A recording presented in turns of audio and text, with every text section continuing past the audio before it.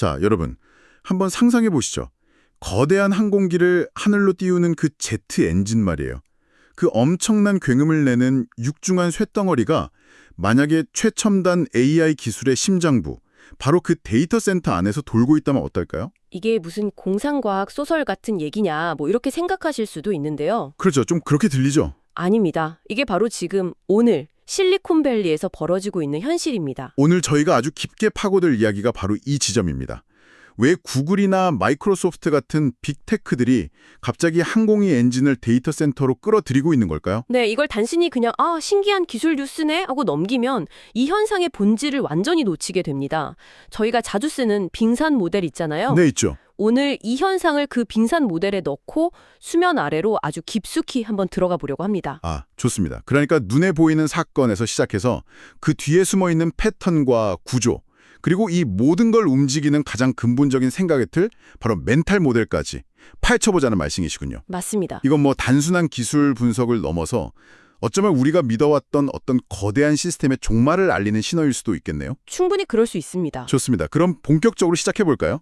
자, 그럼 빙산의 가장 꼭대기, 우리 눈에 보이는 사건부터 한번 짚어보죠.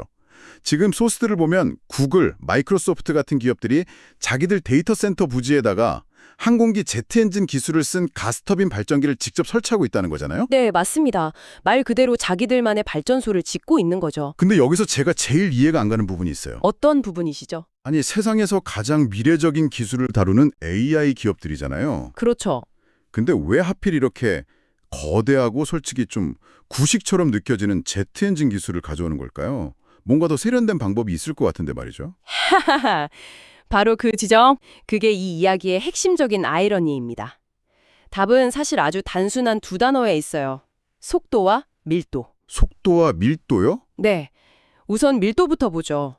소스를 보면 AI 데이터 센터가 기존 클라우드 데이터 센터보다 전기를 자그마치 5배에서 10배나 더 먹는다고 해요. 10배요? 와, 상상이 잘 안 되는데요? AI 칩 하나가 잡아먹는 전력이 어마어마하거든요. 그냥 데이터 센터 하나가 웬만한 중소도시 전체가 쓰는 전력을 소비하는 수준이라고 보시면 돼요. 아니, 그 정도면 그냥 전력회사에다가 전기 좀 더 주세요라고 요청하면 되는 거 아닌가요? 그게 상식적인 방법 같은데. 그게 됐으면 뭐 이런 일도 없었겠죠. 전력회사에 증설 요청을 하면 돌아오는 답변이 뭔지 아십니까? 뭐라고 하는데요? 네, 고객님, 5년 뒤에 가능합니다. 5년이요? 아니, 장난하는 것도 아니고요. 장난이 아닙니다. 이게 현실이에요. 기존 전력망은 수십 년 전에 깔린 거라 이미 너무 낡았고요. 특히 전압을 바꿔주는 커다란 변압기 같은 핵심 부품은 지금 전 세계적으로 품귀 현상이라 구하는 데만 몇 년이 걸립니다. 와, AI 업계에서 5년이면 거의 뭐 강산이 두세 번은 변할 시간이잖아요. 맞습니다. 5년이면 GPT-7이나 8이 나올 시간인데 그때 가서 전기를 연결해준다는 건 사실상 사업하지 말라는 소리나 마찬가지죠. 이야, 이건 뭐 최첨단 AI 슈퍼카를 다 만들어놨는데 달릴 도로가 없어서 5년을 기다려야 하는 그런 꼴이네요. 정말 답답한 상황이군요. 바로 그겁니다. 그때 해결사로 등장하는 게 바로 이 제트 엔진 기반 가스터빈인 거죠. 항공기 엔진 기술을 지상 발전용으로 개조한 건데요. GE 베르노바 같은 회사가 이걸 작고 효율적인 발전기로 만들어요. 이건 주문하면 단 몇 달 만에 설치해서 바로 가동할 수 있거든요. 와, 5년과 몇 달? 네, 게임이 안 되죠. 시장 출시 시간, 타임 투 마켓이 모든 걸 결정하는 AI 전쟁에서 이건 그냥 자체적으로 고속도로를 깔아버리는 것과 같은 겁니다. 그렇군요. 결국 가장 원시적으로 보이는 방법이 사실은 가장 빠른 해결책이었던 거네요. 근데 이걸 듣다 보니까 이런 생각이 들어요. 이건 단순히 구글이나 마이크로소프트만의 특수한 상황은 아닐 것 같거든요. 오, 정확히 보셨습니다. 일종의 패턴처럼 느껴지는데 어떻습니까? 맞습니다. 이제 빙산의 두 번째 층, 패턴으로 내려가는 겁니다. 이건 일회성 사건이 아니라 여러 곳에서 반복적으로 나타나는 뚜렷한 추세예요. 바로 각자 도생이라는 패턴이죠. 각자 도생이요? 네, 기업들이 더 이상 국가가 제공하는 공공 인프라를 신뢰하지 못하는 거예요. 느려터진 시스템을 기다리느니 필요한 건 우리가 직접 만든다. 이런 흐름이 거세지고 있는 겁니다. 아, 듣고 보니 그러네요. 전기차 회사들도 자체적으로 충전망을 막 깔고 있고 물류회사들도 자체 배송 시스템을 구축하고 바로 그거죠. 공공 시스템의 느린 속도를 견디지 못하고 핵심 인프라를 스스로 해결하는 것. 이게 지금 시대의 아주 중요한 패턴입니다. 공공의 속도를 기다려주지 못할 만큼 기술 발전 속도가 너무나도 빨라졌다는 거군요. 그럼 여기서 더 깊이 들어가 보죠. 대체 왜 이런 각자 도생 패턴이 나타날 수밖에 없는 걸까요? 빙산의 세 번째 층, 구조의 문제로 한번 들어가 보겠습니다. 이 패턴의 근본에는 두 가지의 거대한 구조적 문제가 자리 잡고 있습니다. 첫 번째는 속도의 비동기화, 에이synchronization 구조입니다. 속도의 비동기화, 말이 좀 어려운데요? 쉽게 말해서요, 디지털 세상의 속도랑 물리적 세상의 속도가 전혀 맞지 않는다는 뜻입니다. 제가 즐겨 쓰는 비유인데요. 우리가 쓰는 스마트폰 앱은 매주 업데이트 되잖아요. 소프트웨어는 빛의 속도로 진화하죠. 그렇죠. 그런데 그 앱이 돌아가는 통신망, 예를 들어 5G망을 까는 데는 몇 년이 걸리고요. 그 망에 전기를 대주는 발전소를 짓는 데는 10년이 걸립니다. 아, 디지털이라는 영혼은 광속으로 달리는데 그걸 담는 물리적인 육체는 거북이처럼 기어가는 이 기막힌 구조와 이 속도의 불일치가 시스템 전체의 병목을 만들고 있는 겁니다. 와, 비유가 완벽하게 이해되네요. 소프트웨어는 몇 주 만에 다음 버전으로 가는데 그걸 뒷받침할 하드웨어는 10년 계획을 세워야 하는 이 어긋남. 이게 구조적인 문제군요. 그리고 두 번째 구조는 훨씬 더 아이러니합니다. 바로 탄소 중립이라는 전 지구적인 규제 구조죠. 잠깐만요. 탄소 중립이랑 제트 엔진이요. 제트 엔진은 천연가스를 태우는 거잖아요. 화석 연료인데 이게 어떻게 탄소 중립이랑 연결이 되죠? 오히려 역행하는 것 아닌가요? 바로 그 점이 이 딜레마의 핵심입니다. 그동안 웹사이트 전면에 우리는 100% 재생에너지로 운영됩니다. 라고 자랑하던 빅테크들이에요. ESG 경영을 누구보다 앞장서서 외쳤죠. 맞아요. 늘 그렇게 홍보했죠. 그런데 정작 AI 패권이라는 그야말로 생존이 걸린 문제 앞에서는 결국 가장 확실하고 빠른 화석 연료, 천연가스를 쓰는 가스터빈을 선택할 수밖에 없게 된 겁니다. 이념과 현실의 거대한 충돌인 거죠. 정말 모순적이네요. 클린 에너지를 외치던 기업들이 뒷뜰에서는 화석연료 발전소를 짓고 있는 셈이니까요. 그럼에도 불구하고 왜 태양광이나 풍력이 아니라 가스터빈이었을까요? 그것도 재생에너지인데요. 안정성이죠.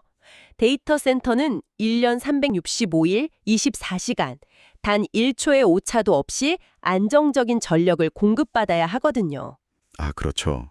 그런데 태양광이나 풍력은 아시다시피 해가 없거나 바람이 안 불면 발전량이 널뛰기를 하잖아요. 불안정해요. 맞아요. 하지만 가스터빈은 필요할 때 언제든 돌려서 안정적인 전력을 꾸준히 공급할 수 있습니다. 그리고 더 중요한 전략적 카드가 하나 있어요. 그게 뭔가요?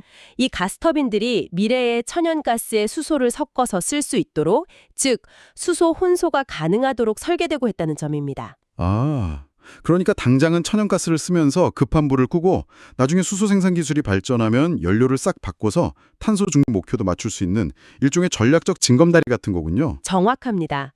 당장의 생존과 미래의 명분을 모두 잡을 수 있는 아주 영리한 전략적 차선책인 셈이죠. 자, 정리를 한번 해보죠. 눈에 보이는 사건은 제트 엔진 설치였고 그 아래에는 각자 도생이라는 패턴이 있었어요. 그리고 더 깊은 곳에는 속도의 비동기화와 탄소 중립 딜레마라는 구조가 있었군요. 이제 빙산의 가장 깊은 곳으로 내려갈 시간입니다. 이 모든 변화의 가장 밑바닥에는 과연 어떤 생각의 전환, 즉 멘탈 모델의 변화가 깔려 있는 걸까요? 바로 이 지점이 오늘 이야기의 정수입니다. 이것은 단순히 기술이나 전략의 변화가 아니라 우리가 세상을 바라보는 관점, 즉 멘탈 모델의 거대한 지각 변동을 의미합니다. 소스에서는 이걸 이렇게 표현합니다. 인프라는 국가가 제공하는 공공재다. 라는 낡은 멘탈 모델에서 에너지는 기업의 경쟁력을 결정하는 핵심 전략 자산이며 직접 확보해야 할 사유재다. 라는 새로운 멘탈 모델로의 전환. 잠깐만요. 이건 정말 충격적인데요.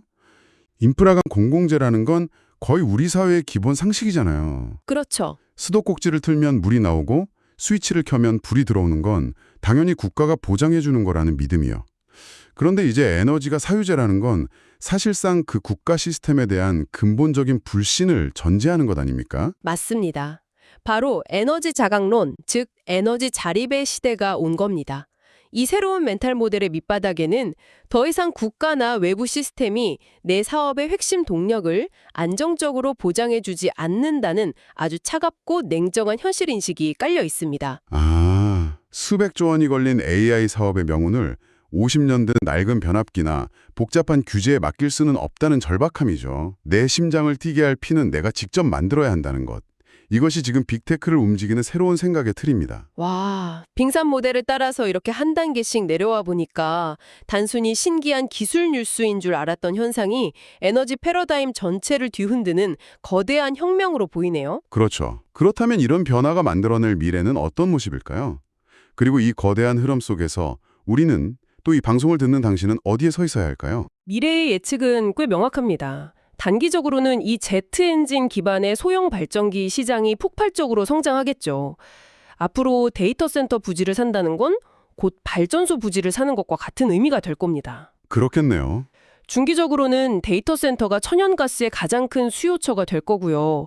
말씀드린 수소 연소 기술이 에너지 시장의 게임 체인저가 될 가능성이 아주 높습니다. 더 장기적인 그림은 어떤가요? 궁극적으로 거대 데이터 센터들은 기존 전력망에서 완전히 독립된 오프그리드, 즉 자신만의 섬 같은 형태로 진화할 것이라는 전망이 지배적입니다. 그렇게 되면 빅테크는 단순한 정보 기업이 아니라 에너지를 직접 생산하고 통제하는 거대한 에너지 기업이 되는 거네요. 맞습니다. 그리고 소스는 이렇게 결론을 내립니다. 결국 에너지를 지배하는 자가 AI의 미래를 지배하게 될 것이다. 에너지를 지배하는 자가 AI를 지배한다? 정말 엄청난 통찰이네요. 자, 그럼 가장 중요한 질문으로 넘어가 보겠습니다. 이 거대한 변화의 소용돌이 속에서 이 이야기를 듣고 있는 당신은 지금 어디에 서 계신가요? 소스에서 제시하는 4가지 관점이 아주 흥미로운데 이걸 우리 삶에 한번 적용해보죠. 첫 번째는 반응하는 관찰자입니다. 관찰자. 와, 비행기 엔진으로 컴퓨터를 돌린다고 진짜 신기하네 하고 뉴스를 그냥 소비하는 수준에 머무는 거죠.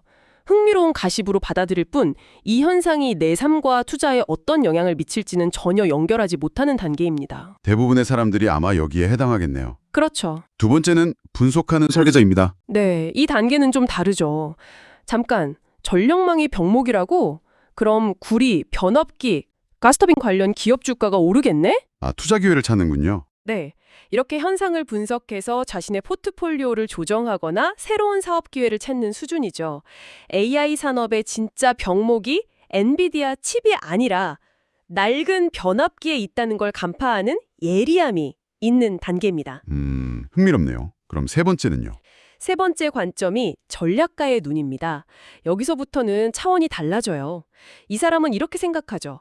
외부 시스템이 낡고 무너지고 있다면 결국 모든 개인과 조직이 자기 에너지를 직접 설계해야 하는 시대가 오는구나. 그렇다면 나는 내 삶의 동력을 회사 월급이나 국가연금 같은 외부 전력망에만 100% 의존하고 있지는 않은가? 이렇게 질문하면서 외부 시스템이 흔들릴 때를 대비한 자신만의 생존 시스템, 즉 자강적 포트폴리오를 고민하는 수준입니다. 와, 이건 정말 차원이 다른 고민이네요. 마지막 네 번째가 실천하는 사명자의 관점이군요. 그렇습니다. 이 단계의 사람은 기술과 자본의 논리를 넘어서는 질문을 던집니다. 기술의 무한한 질주가 결국 지구 생태계의 한계를 시험하고 있다. 이 거대한 에너지 전쟁 속에서 나는 단순히 돈을 벌고 살아남는 것을 넘어 어떻게 생명과 지속 가능성의 가치를 내 삶과 일 속에 설계하고 실천할 것인가? 모두가 더 크고 빠른 엔진을 만들려고 할 때 오히려 절제와 효율, 자원 관리를 자신의 사명으로 삼고 행동하는 단계죠. 오늘 이 이야기를 들으신 당신은 이 4가지 관점 중 어디에 가장 가깝다고 느끼시나요? 이 분석이 단순히 흥미로운 지식으로 끝나지 않고 당신의 관점을 한 단계 혹은 2단계 위로 끌어올리는 계기가 되었으면 합니다. 오늘 분석의 핵심을 한 문장으로 요약하면 이렇습니다. 하늘을 날던 엔진이 땅으로 내려온 이유는 명확합니다. 당신이 나아가려는 속도를 당신을 둘러싼 외부 시스템이 더 이상 맞춰주지 못하기 때문입니다. 그리고 오늘 이 분석이 던지는 마지막 질문은 바로 이것입니다. 당신의 삶에서 더 이상 외부의 낡고 느린 전력망을 기다리지 않고 당신 스스로 제트 엔진을 달아야 할 영역은 어디입니까? 그것이 당신의 경력 개발일 수도 있고 재정적 독립일 수도 있으며 어쩌면 내면의 성장을 위한 결단일 수도 있겠죠. 이 질문에 대한 답을 깊이 고민해보는 시간이 되기를 바랍니다.